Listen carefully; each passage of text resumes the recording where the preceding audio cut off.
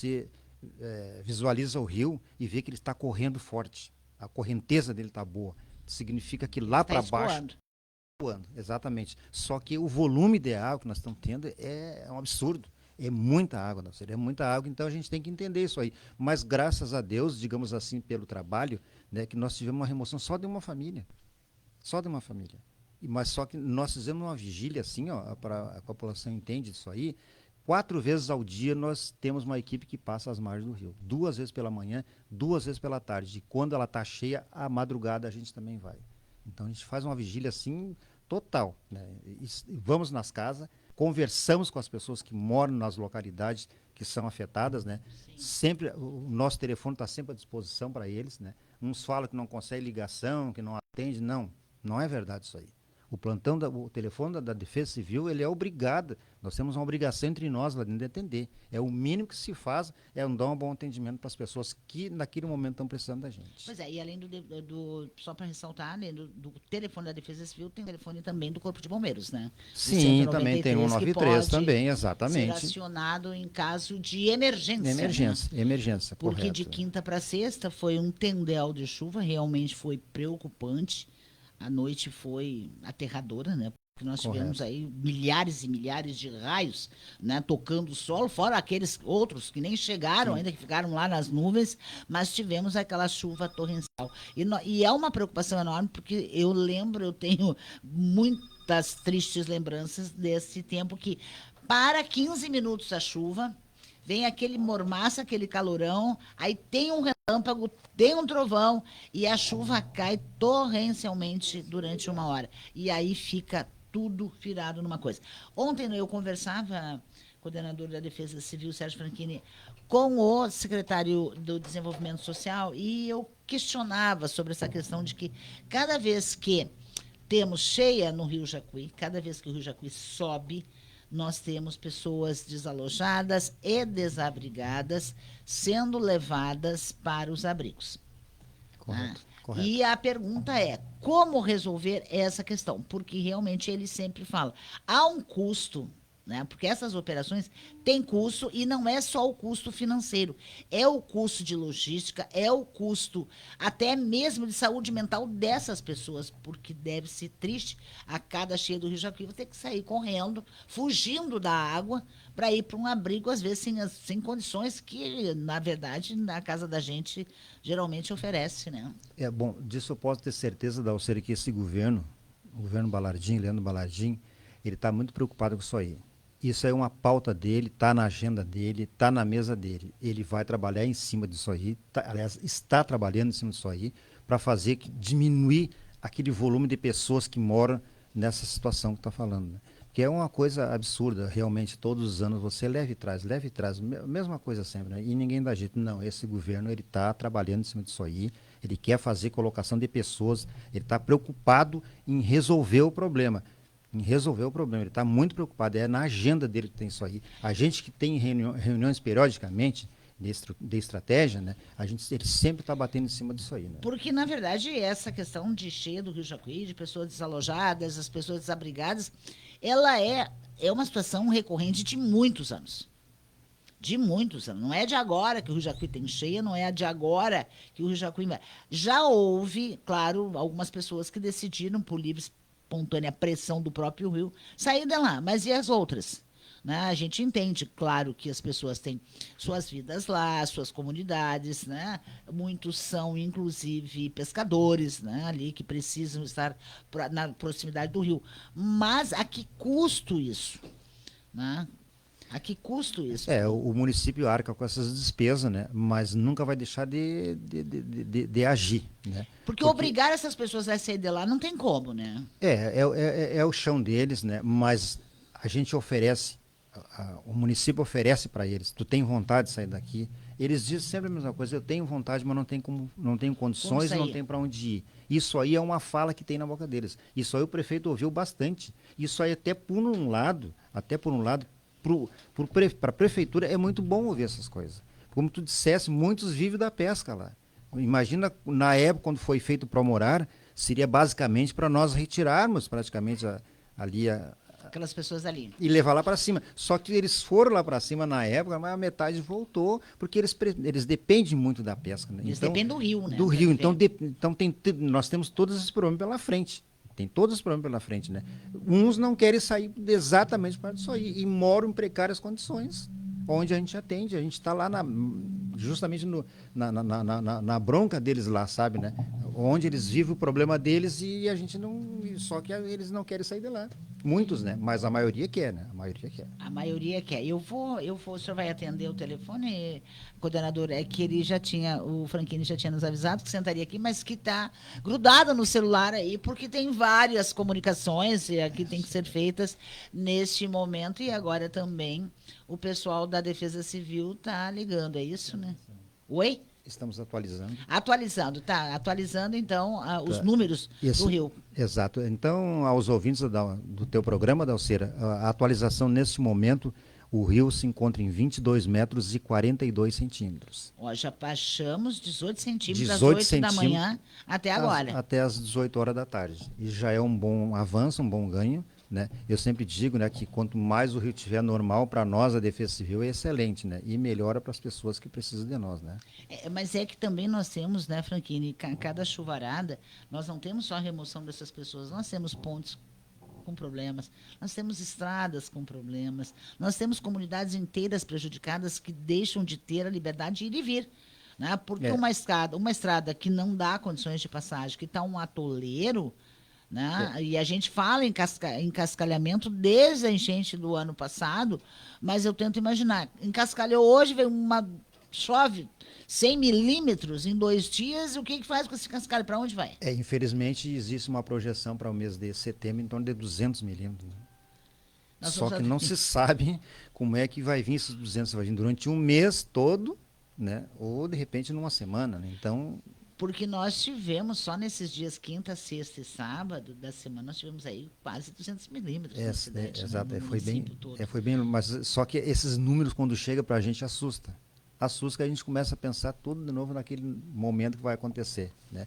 Então, é preocupante para as pessoas que sofrem. Né? Para quem conhece lá um pouco da realidade, conforme nós trabalhamos, conforme há pouco eu falei aqui, a gente fica preocupado. Fica preocupado porque, infelizmente, as pessoas eles têm necessidade de tudo. Né? De moradia, de alimentação, de imóveis. Né? Eles são realmente precários. Né? São pessoas, seres humanos, que passam por uma dificuldade terrível de vida. Como é que está o estoque da Defesa Civil junto com o desenvolvimento social para atender essas pessoas? Né? Porque, por exemplo, as famílias que vivem da pesca, com o rio nesse estado, pescar o quê? Pescar como? Né? Até entrar, botar um barco no rio, você é quase arriscar a vida, né? Exato. As pessoas, assim, bom, eu não posso falar muito da pasta ali, mas, assim, o que eu posso te informar aos ouvintes, assim, que tem a volta por cima, né? Do programa ICI, as pessoas que são cadastradas, que fizeram registros dessa enchente, eles recebem um valor, né? Um valor ali, e recebe também cestas básicas. Né? Nós mesmo, a Defesa Civil, antes do nosso funcionário sair em licença, nós conseguimos, através da documentação do S2ID, com o governo federal, captar R$398 mil, né? Que vai ser para os nossos estoques. Né? Nós vamos ter um estoque regulador para esses momentos. Né? Nós tínhamos o nosso estoque muito bem farto, né? Quando deu esse problema agora aí, praticamente a gente colocou tudo, praticamente quase na rua tudo, né? Então a gente precisa se reabastecer para poder ir dando às pessoas que precisam, que merecem, né? Em termos de recursos, estamos recebendo recursos suficientes para manter até mesmo a Defesa Civil ativa? Não, até então estamos bem. Nós estamos bem, sabe, assim, não há, assim, digamos assim, uma falta urgente de alguma coisa. Claro, se nós tivermos mais, melhor para a população. Né? Porque nós temos nosso estoque regulador de brasilite, né? Nós temos um estoque regulador de lonas, né? Então a gente vai atendendo as demandas conforme chega, né? Aquilo que a gente vê que pode fazer, nós vamos fazer, não tem hora para fazer, né? Então procure o balcão da Defesa Civil e converse conosco. Porque, infelizmente, eu sempre digo que quando a gente tem uma chuva de granizo, ela não escolhe nem o bairro, nem o centro, nem a vila mais pobre, nem o bairro mais rico. A chuva, o granizo cai e afeta linearmente todo mundo. Bom, nesse momento, Dalcírio, como tu disseste, né, todo o cidadão cachoeirense tem direito a receber todo cidadão cachoeirense. Não interessa se tem posse ou não tem posse. Porque é uma coisa que, infelizmente, pegou todos de surpresa. Lembra em 2015, por ali, quando chegou a faltar lona no comércio, né? Lembro. Exato. Então, assim, ele tem que distribuir para as pessoas. Precisa. No momento que ligam para nós, não seja, ou vai ao nosso balcão, eles estão precisando de nós. E nós somos obrigados, nós temos uma obrigação de atendê-los e muito bem. Por exemplo, eu lembro das recomendações que todo mundo deveria ter um pedaço de lona em casa guardado, independente do bairro, né? Porque vamos que uma telha voe, né, na madrugada. Eu tenho que cobrir lá a televisão, a geladeira, a cama, mas eu não tenho nada para colocar ali para atacar aquela água que está entrando, né? Naquele momento. Então, o ideal é que todo mundo tenha pelo menos alguns metros de lona em casa. Na verdade, né? assim, cara, aquilo que a gente fala, se dá um problema dessa magnitude na cidade, todos têm direito. Sim. Mas aqueles que puderem também já adquirir teve em casa alguma coisa, né? lá na garagem, porque assim, lá embaixo da cama. o que acontece na chuva, nessas partes que alaga, que dá inundação, primeira coisa quando chega na casa, assim, que nós vamos retirar, ver os teus documentos, traga os teus documentos, teu celular, número para que nós possamos ligar, uma muda de roupa emergencial dentro de uma mochila, isso aí é uma coisa básica, né, que a gente ajuda a lembrar a pessoa que naquele momento não sabe. No caso de um pedaço de lona, que bom que todos nós tivéssemos alguma coisa para nos abrigar. Porque imagina, estraga uma televisão tua, estraga um sofá, uma cama. É prejuízo. Poxa, é prejuízo e não tem como cobrar de ninguém, né? Não tem como cobrar de ninguém, né? A natureza está aí, né? Então, quem pudesse se preparar, se prevenir nessa situação seria bem interessante. E é uma situação muito complicada, porque uma goteira a noite toda é uma coisa absurda, Poxa, né? E quando é só uma goteira, um pingo, pingo, pingo, pingo, não é nada. O pior é quando realmente a gente sabe que voa uma telha, voa um brasilite inteiro, uma telha de amianto, e fica aquele rombo no telhado, prejudicando uma casa inteira, né? Exato. Bom, de qualquer maneira, hoje nós temos quantas pessoas ainda desalojadas ou desabrigadas em Cachoeira? Na verdade, nós estamos assim, 58 ou 59, agora não estou bem, entre esses dois números lá, 58 e 59. No abrigo da Mitra. Mitra, né? Estão lá, né? Esses estão conosco lá, né? Muitos que estão lá, ou seja, já receberam aquela casa. Só porém que o trâmite da casa é demorado, sabe? A documentação. Sim, aquela compra assistida, é isso? Exatamente, é isso aí. Até 200 mil. Isso, então muitos estão lá esperando, né? E vários estão saindo, agora mesmo, esses dias nós levamos né, para a casa dele, né? Então estão lá conosco lá, protegidos, porque as casas deles não dá mais, né? E estão lá conosco lá esperando a liberação de muitas de documentação. Mas é tudo uma questão, assim, eu vou te dizer assim, digamos que se der tudo normal, em 30 dias eles vão estar acomodados, né? Acomodados nas suas casas, longe da enchente, né? E os relatos são impressionantes, né? Quem vive, quem trabalha, quem mexe, vê que realmente a coisa é triste. É muito triste para quem trabalha nisso aí. Não dá para a cidade se acomodar, não dá para nem dizer não. para essas pessoas se acomodarem, porque por isso que, digamos assim, a Defesa Civil trabalha 24 horas por dia. Nós temos nossos 40 horas na semana e 24 de plantão. Então, a gente tem essa pegada. Quem quiser estar lá conosco trabalhando, é assim. E nós somos obrigados a estar assim. Nós somos obrigados a atender as pessoas. É para isso que nós isso, é dever da Defesa Civil. É o dever. É um dever que nós temos e eu cobro bem da minha equipe sobre isso aí. A equipe hoje da Defesa Civil são quantos? Porque a gente sabe que aí envolve também o Exército, envolve os bombeiros. Não, claro, aí tu já entra numa outra questão, que é o plano de contingência, né? Exato. Quando há necessidade de acionar o plano de contingência, né? Ele é acionado esse plano pelo superintendente de Defesa Civil e pelo prefeito, né? Aí então vai entrar entidades, né? Exército, vai entrar bombeiros, vai entrar bombeiro civil, vai entrar todos os tipos de entidade, a imprensa, né? Aí todos são avisados do fato que está acontecendo, né? Mas nós temos uma equipe lá qualificada, muito boa, esperta, né? Somos entre 5. Né? Então, assim, nós não tem problema nenhum, nós conhecemos o serviço porque nós três, são 3, né, que tem lá, né, já passou pelos bombeiros, né, então a gente já traz uma experiência, sabe, né, onde aperta, né, então, e os outros 2 que estão lá conosco, lá são muito bons, né, o que eles não sabiam estão desenvolvendo junto com a gente. Por outro lado, também nós temos essa questão, todo mundo sabia os locais de alagamento. A gente sabe que aqui, se chover muito forte, vai alagar. Só que agora não se tem mais certeza do que acontece. Haja vista, a gente lembra ali a Marcelo Gama, as últimas consequências do Piquiri, né? Agora a ponte do Jeribá, entre outros. Então, na verdade, o estrago, ele se amplia a cada chuvarada.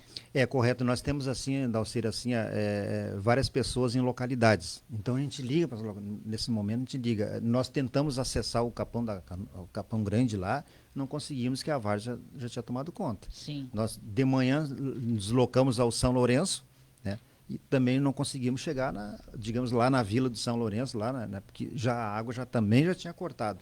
Então, só que nós temos pessoas lá dentro lá que nos informam. A gente liga para essas pessoas parceiras da Defesa Civil, que gostam de nos ajudar, né? E a gente vai pegando esse tipo de comunicação, se tem algum perigo, como é que está a situação. E daí nós podemos, no momento do plano de contingência nacional, o Exército entra com vários botes. O Corpo de Bombeiro também entra com um bote também. Sim. Então nós temos pessoas, e depois mais essas pessoas que nós temos que nos ajudam muito, que tem esses barcos aí. E são bastantes. Pois é, e que ninguém se arrisque, né, Franquini? Que ninguém se arrisque. Quem não tiver experiência, né? Não é aconselhável. Não é aconselhável, porque a água, a gente não brinca, não se brinca com água, e a gente sabe disso aí, né? Minha mãe dizia sempre que água não tem galho. Não tem galho, né? Mas tem muito galho embaixo para prender alguém, né? Aí são outros 500. De qualquer maneira, Sérgio Franquini, muito obrigada por ter vindo ao nosso Conexão 99. Que a noite seja de descanso, tranquila, né? Tranquila. Vamos aguardar. Tá, e eu vou te informar amanhã, Dalcira, tá bem? Por favor. No momento que os engenheiros, a gente se reunir lá, para a liberação da estrada, da ponte lá, para que depois tu possa divulgar. Com certeza. Os microfones da Vale também é nosso papel social, institucional, profissional, solidário, é fazer essa comunicação, né? Porque, afinal de contas, os veículos de comunicação têm que estar à disposição de uma comunidade, que é o que a gente sempre trabalha pensando. Vamos levar a melhor informação para a nossa comunidade. Um grande abraço, Dalcira, muito obrigada. Mas eu gostaria só um retoquezinho. Deixa o número do nosso telefone. Por favor, faça Pode isso. Ser. Eu gostaria que você anotasse quando pudesse também. Tá. Então, o nosso telefone da Defesa Civil. De emergência. De emergência. Ele tem o mesmo número dele, é o WhatsApp. A gente atende tanto o WhatsApp quanto a ligação normal, que é o 99 535 83 10. Esse é o número da Defesa Civil, tanto normal, a ligação normal, quanto o WhatsApp. Certo. Ligue para nós quando precisar. Maravilha. Então é 99535 83 10. A gente fica repetindo aqui, né? E tem, claro, sempre o 193 que seria o Corpo de Bombeiros. Dos bombeiros. E eu já me vali uma vez, jornalisticamente, né, com o congestionamento das linhas do próprio 193, tem o 190, que é o da Brigada Militar, que também ainda pode fazer essa ponte na hora de pedir socorro. Muito obrigada. Também. Obrigado. Um grande abraço. Obrigado. Agora, 6h29, nós vamos ao intervalo e a gente volta em seguida. Todos ligados aqui. Vale FM. Agora, na Vale FM, a previsão do tempo. Olha, parece... pelo menos os mapas meteorológicos dizem que não tem chuva essa semana, temperatura agradável. Nesse momento, 21 graus é a sensação térmica, com 19 graus no termômetro.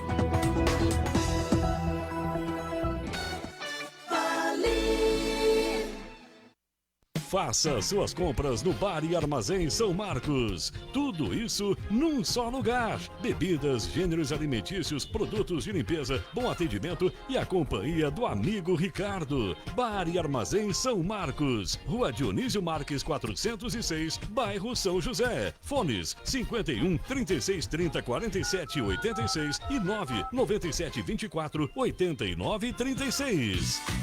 Procurando móveis com qualidade, fino acabamento e durabilidade? Chame Flávio Gomes Móveis sob medida. Móveis 100% MDF, com a funcionalidade que você necessita. Orçamento grátis. Flávio Gomes Móveis sob medida fica na Rua Ramiro Ramos Chaves, 443, bairro Ponte Verde. Fone WhatsApp 051 999 57 9309.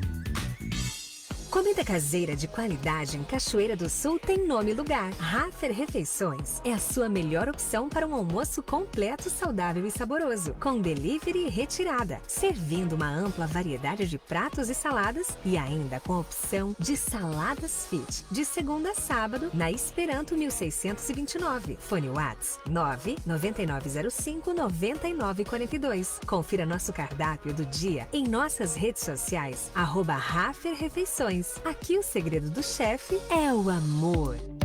Fique bem informado com as primeiras notícias do dia. Opinião inteligente, prestação de serviço e bate-papos descontraídos com convidados abordando diferentes assuntos de interesse da comunidade. Vale Informação, 2 horas para saber mais. De segunda a sexta, das 7 às 9 da manhã, aqui na Vale FM 99.1. Comando dos jornalistas Ronaldo Toné e Tomás Sá Pereira. Você está ouvindo a Vale FM 99.1. Você está ouvindo Conexão 99 com Dalcira de Oliveira.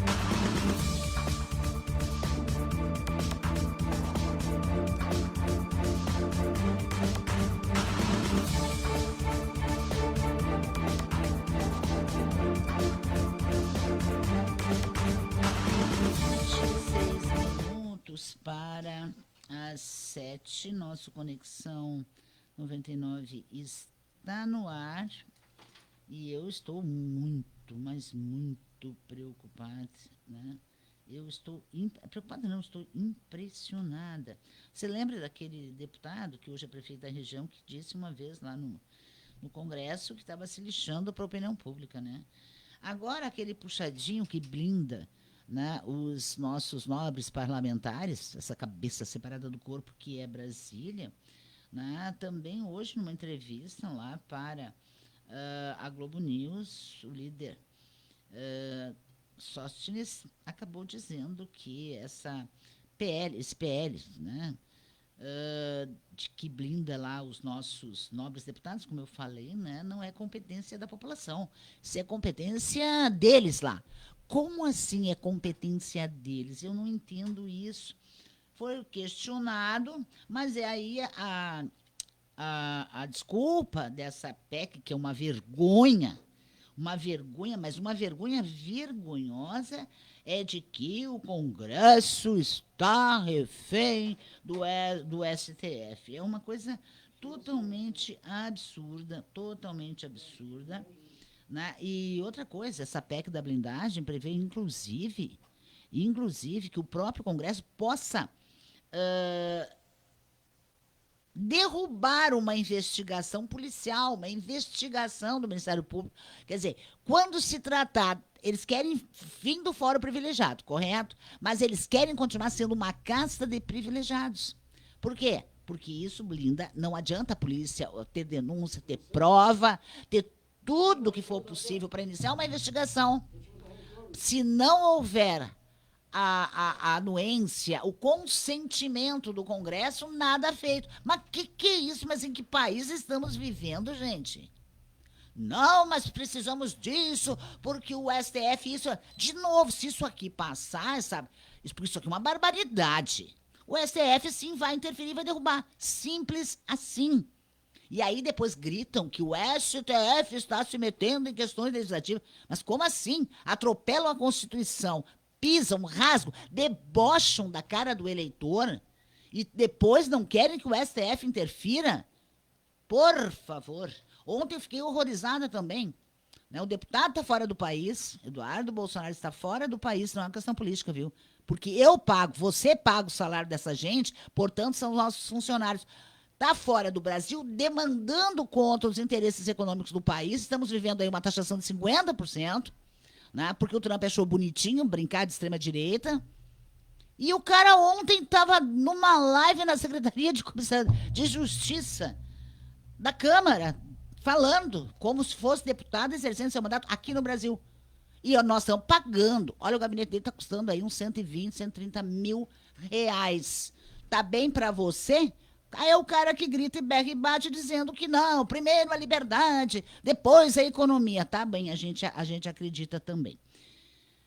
Faltando agora 23 minutos para as 7, nós estamos na linha com o coordenador nacional de debate do Estatuto da Pessoa com Deficiência lá no Senado, o Santos Fagundes. Ele esteve hoje em Cachoeira numa audiência pública para tratar sobre acessibilidade. A humanização de uma cidade passa principalmente pela acessibilidade. Santos, seja bem-vindo à nossa Conexão 99. Quantas cidades hoje seriam, digamos, humanas em relação à acessibilidade das pessoas portadoras de deficiência? Boa noite. Boa noite.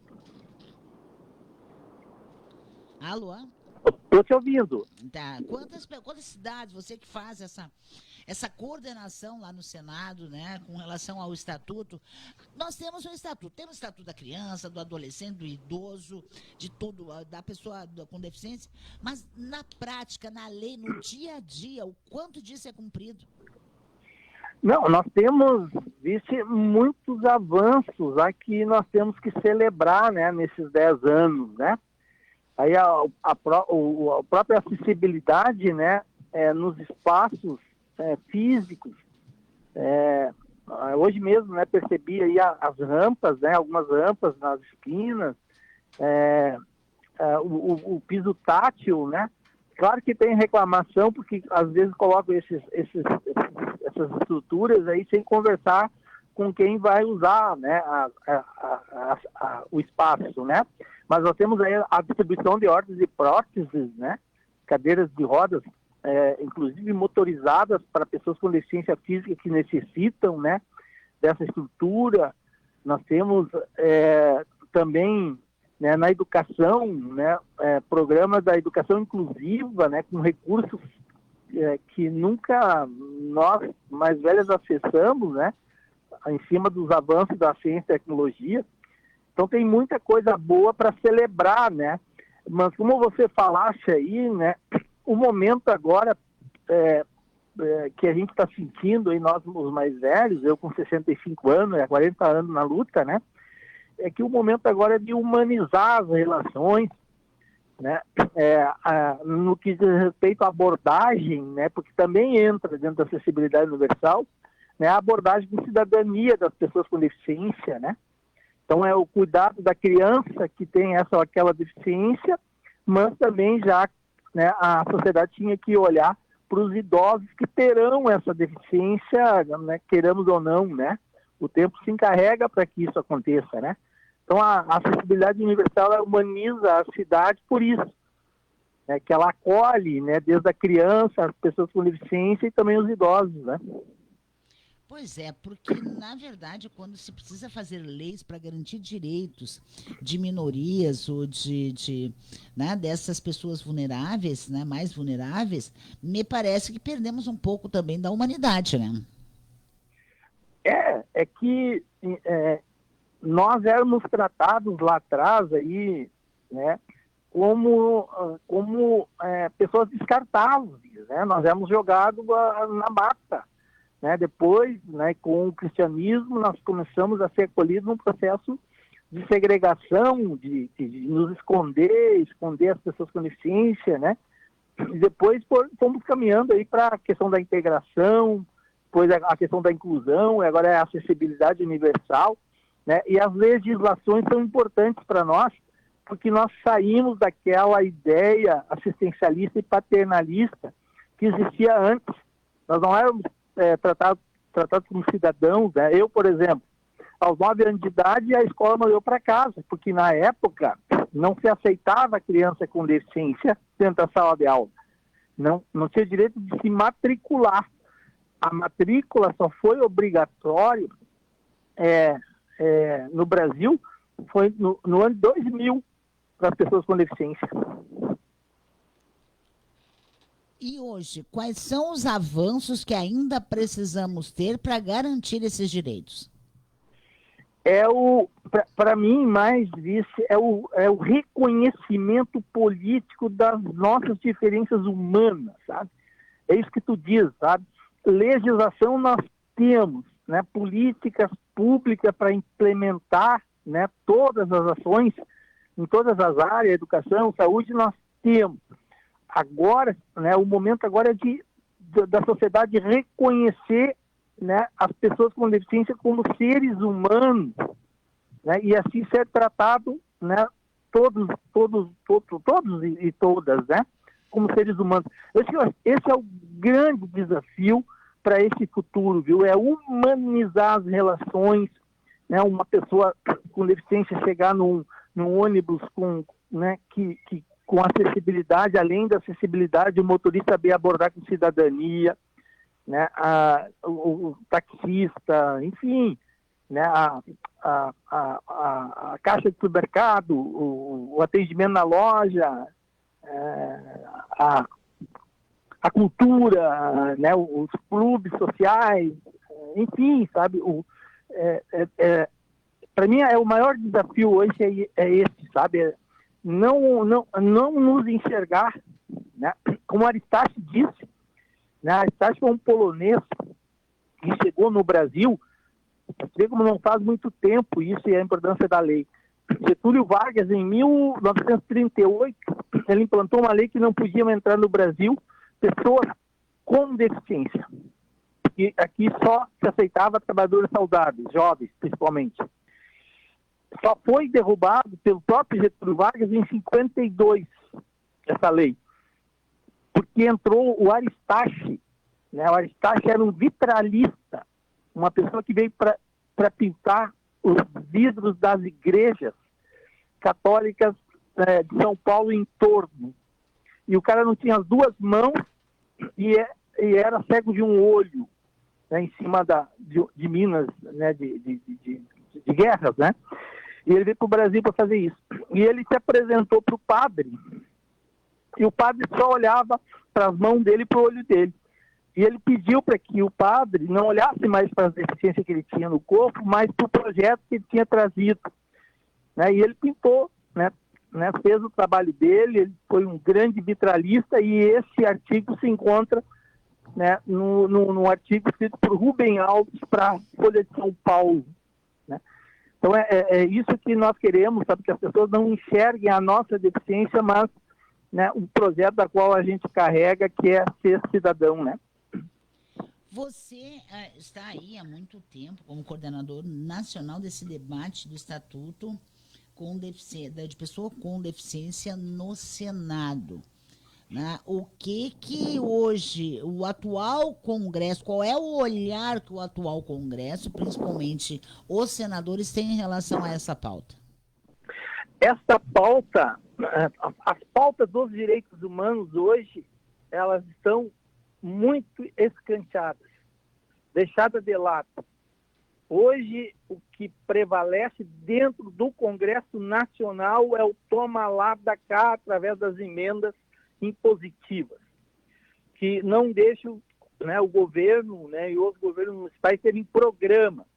Então, hoje o maior problema, até para nós implementar as nossas políticas, é que esses recursos, né, que eram para ser para programas de governo nas áreas da educação, saúde, enfim, todas as áreas, fica na mão de deputados e senadores que não têm o compromisso com, né, a política de direitos humanos, tem o compromisso, né, com estrutura, com outras coisas, né, mas não com os seres humanos. Então, hoje nós somos grande maioria lá no Congresso Nacional como um todo. Né? Hoje, para ter uma ideia, nós tínhamos 28 senadores dentro do Senado de 81 no governo Dilma. Né? Hoje nós temos 6 senadores, e foi o povo que escolheu. E na deputado federal também, né? Nós temos poucos deputados federais e deputadas, senadores e senadoras comprometidos com a política dos direitos humanos como, né, direito de todos os cidadãos. A escola hoje está preparada para receber essas pessoas, principalmente as nossas crianças? É que o sistema, né, ele não prepara, né? Ele quer corpos saudáveis, né, gente jovem, né? Ele não prepara a sociedade para isso que eu estou falando aqui, que é a deficiência, que é uma característica humana. Né? Então, nós podemos nascer com uma deficiência em cima de uma falha genética ou de uma falha de estrutura no acolhimento na saúde, né? Ou podemos adquirir através de acidente de trânsito, enfim, ou com certeza ficaremos com essa ou aquela deficiência, porque o tempo se encarrega para que isso aconteça. Então, o que nós temos que fazer agora é não fazer mais o debate de inclusão das pessoas com deficiência. Nós temos que fazer o debate hoje da inclusão das estruturas da sociedade do Estado para conosco. Esse é o grande desafio que nós temos. Nós temos que mostrar que a deficiência não está conosco. Está com o ônibus que não está acessível, está com uma calçada que não está acessível, está com uma escola que não sabe abordar e acolher uma criança com deficiência. Então, nós temos que passar para a sociedade, né, que ela, né, se ela não se preparar para nos acolher, não vai aprender nada, não vai aprender essas diferenças que existem, não vai aprender a envelhecer e será uma sociedade, né, com suas estruturas muito deficientes. Mas é porque se não houver essa inclusão, já lá no prézinho, lá na educação infantil, que as crianças possam conviver com as diferenças, não poderemos criar adolescentes e adultos responsáveis e respeitosos, né? É isso, é o hábito, né? No interior a gente tem ainda o hábito de cumprimentar as pessoas, sabe? De acolher as pessoas, né? De respeitar as crianças. Eu sou sociólogo, né? Eu fico muito preocupado com o momento que nós estamos vivendo. Hoje é o momento que nós temos medo de uma criança na rua às 8 horas da noite. Hoje nós vivemos com medo, né, com insegurança e com falta de ética, porque as nossas casas estão com grades, com cercas elétricas, com cachorro pitbull dentro, com câmeras de monitoramento. Então, a gente mede a falta de ética e moral e compromisso com o ser humano de uma sociedade. Eu estou medindo assim, com o tamanho das grades que tem na frente das casas. Que coisa, mas lentamente vamos avançando. O que não podemos é ficar parado no tempo, porque todo mundo diz, mas essa pauta né, não é tão importante assim, porque, na verdade, ninguém discrimina ninguém até o momento de topar com essas pessoas na rua ou em algum lugar, né, Santos? É isso, sabe? Nós temos que, né, o segurança, o guarda, tem que, quando vir uma criança, vir um adulto com dificuldade de caminhar, um idoso, ele tem que parar o trânsito para a pessoa atravessar. O guarda não pode ser preparado para ficar cuidando do carro para ninguém roubar, para não roubar o celular das pessoas. O guarda, a segurança pública, nesse mundo que a gente está aqui sonhando, ele tem que ser preparado para proteger o ser humano, não o carro, não o celular, né? Porque se a gente ficar fazendo isso aí, nós estamos alimentando cada vez mais pessoas, né, interessada a entrar para esse campo aí, né, da violência. Então, passa também, né, de uma segurança que saiba abordar as pessoas, que saiba abordar as crianças e que pare de cuidar nas ruas dos carros e dos celulares e passe a cuidar, né, dos seres humanos que estão ali passando e às vezes até precisando de um apoio para atravessar uma rua, né? Tá certo, então. Santos Fagundes, que esteve hoje em Cachoeira fazendo essa audiência pública, ele que é o coordenador nacional do debate do Estatuto da Pessoa com Deficiência no Senado. Obrigada por ter parado para nos atender e conversar com a gente. Foi um prazer. Uma boa noite. Eu que agradeço. Boa noite a todos vocês. Parabéns pela comunidade. Faltando agora 9 minutos para 7, nós vamos ao intervalo e a gente volta em seguida.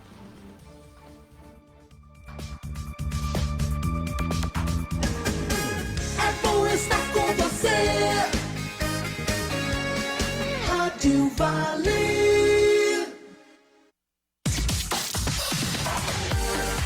Confira as ofertas da quarta e quinta do feirão Tischler. Cebola ou batata doce rosa, quilo 2,49 no Clube 1,95. Batata inglesa branca, quilo 2,99 no Clube 2,49. Moranga cabotial tomate longa vida, quilo 3,59 no Clube 2,99. Brócolis híbrido ou repolho verde unidade 3,79 no Clube 2,99. Milho verde pacote com 3, 5,79 no Clube 4,99. Banana prata quilo 4,79 no Clube 3,95. Aproveite!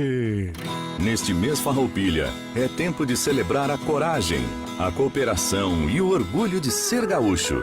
É tempo de celebrar a integração, a força da comunidade e o trabalho em conjunto. Assim como a chama crioula mantém viva a tradição gaúcha, com sua energia, a Seletro ilumina lares e fortalece a vida e o desenvolvimento no campo e na cidade. Olhar para o futuro é preciso, mas sem jamais esquecer a nossa história, valorizando com orgulho as nossas origens e a certeza de que juntos somos mais fortes. Essa é uma homenagem da direção, dos conselheiros e dos funcionários da Seletro, aos nossos associados que celebram o orgulho de ser gaúcho. Seletro, sempre ao lado do associado. Mas tchê, acompanhe de segunda a sexta-feira aqui na Vale FM 99.1, das 7 às 8 da noite, o melhor da música regional gaúcha. Com ele, o Gaudério Pispirica, te fazendo companhia vivente. Prepare o teu mate e dá volume, tchê. Vale FM, uma rádio para toda a família. Você está ouvindo Conexão 99, com Dalcira de Oliveira.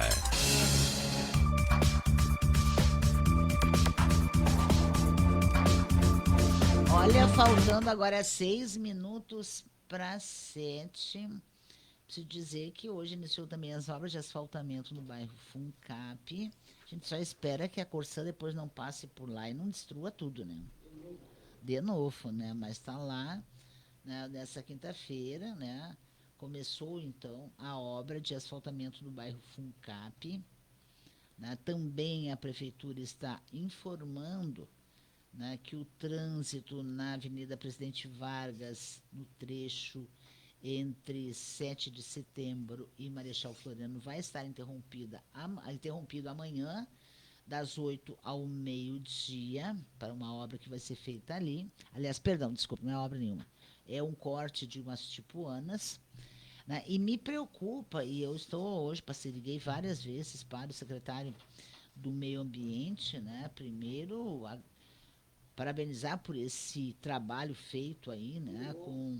Que foi feito através de denúncias, né? A polícia saiu, né, junto com a Secretaria do Meio Ambiente, fazer um trabalho aí de fiscalização contra maus tratos de animais, porque o que a gente recebe de denúncia aqui também é uma coisa absurda. Maus tratos a animais sem comida, sem água, amarrado em correntes, né, de meio metro, na chuva, no sol, enfim, tudo isso. E hoje a gente só não tem o resultado dessa operação.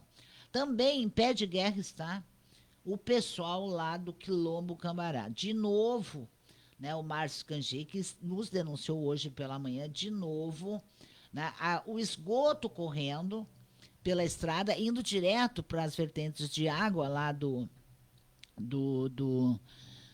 Quilombo, né? De novo, era uma situação que já havia sido aparentemente resolvida.